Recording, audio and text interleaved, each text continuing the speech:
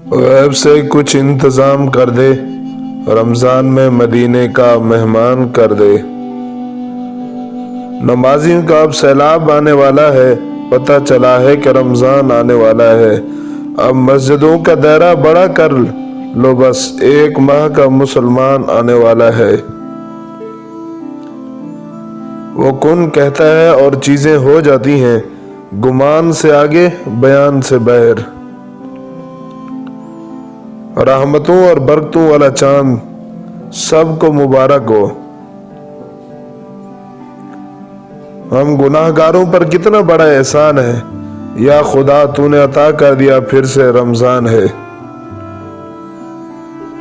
مومنوں خوشیاں مناؤ، برکتوں کا مہینہ ہے، نیکیاں سمیٹ لو، رحمتوں کا خزینہ ہے۔ رمضان سے قبل گھر کے ساتھ دل کو بھی صاف کر لیجئے تاکہ رمضان کی برکتیں سمیٹ سکیں۔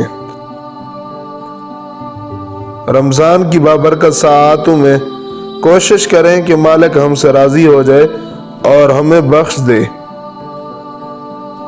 روزہ دار کو قیامت میں میرے حوض سے پانی پلایا جائے گا، پھر اس کو جنت میں داخل ہونے تک بالکل پیاس نہیں لگے گی۔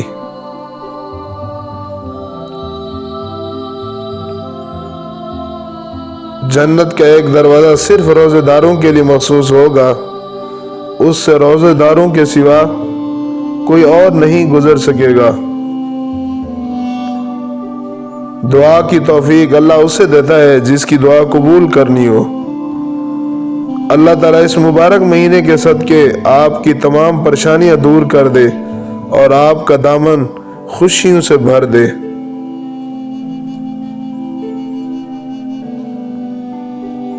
جس نے رمضان کے روزے کو فرض سمجھ کر ثواب کی امید سے رکھا، وہ بخشا گیا۔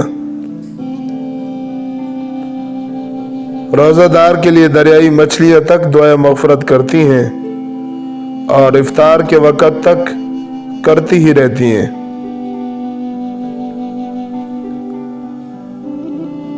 کوئی ادھوری نہ رہے دعا کسی کی، سب کے لیے ایسا مبارک رمضان ہو۔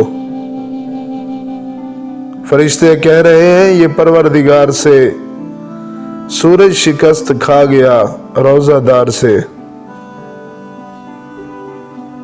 زندگی کو رمضان جیسا بنا لو، موت عید جیسی ہوگی۔ سحری کے وقت موسم کتنا پیارا ہوتا ہے، جیسے جنت سے ٹھنڈی اور پرسکون ہوا آ رہی ہو۔ رمضان نام نہیں ہے بھوکے رہنے کا، یہ نام ہے خود کو پاک کرنے کا۔ اللہ اور انسان کے درمیان رمضان تو عشق بن کے آتا ہے۔